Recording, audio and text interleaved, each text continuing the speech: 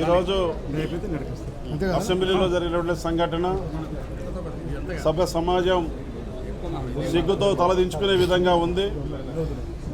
ఒక సీనియర్ మంత్రిగా సీనియర్ ఎమ్మెల్యేగా పనిచేసి అపారమైన అనుభవం ఉన్నటువంటి వ్యక్తి మరి వాళ్ళ సభ్య సమాజం సిగ్గుతో తలదించుకునే విధంగా చట్టసభల్లో చైర్ను ఉద్దేశించి మాట్లాడడం చాలా బాధకు గురి చేసింది.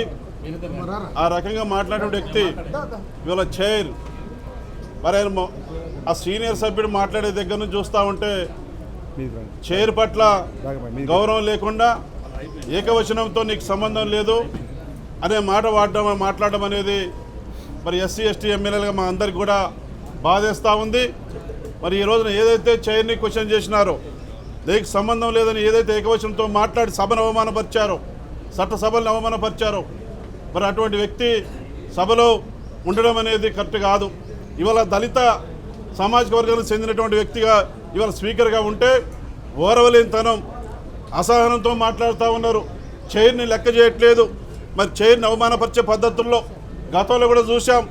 10 సంవత్సరాల అధికారంలో ఉన్నారు. తెలంగాణ రాష్ట్రం వచ్చిన తర్వాత ఏమన్నారు? బీఆర్ఎస్ పెద్దలు తెలంగాణ రాష్ట్రం వస్తే తొలి ముఖ్యమంత్రి దళితుని చేస్తామన్నారు.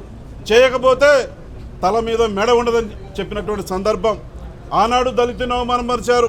దళితులకు 3 ఎకరాల భూమి అన్నారు. పంట పెట్టుబడి ఇస్తామన్నారు. మోటార్లు పెడతామన్నారు. సాగునీరు ఇస్తామన్నారు. ఇవ్వకుండానే అవమానపరిచారు.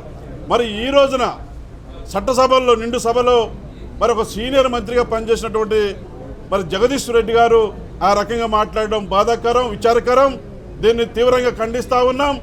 ఏదైతే ఉందో ఆ రకంగా మాట్లాడే వ్యక్తి పట్ల తప్పనిసరిగా సస్పెండ్ చేయాలని చెప్పేసి ఈ సెషన్లో నేను డిమాండ్ చేస్తూ ఉన్నాను.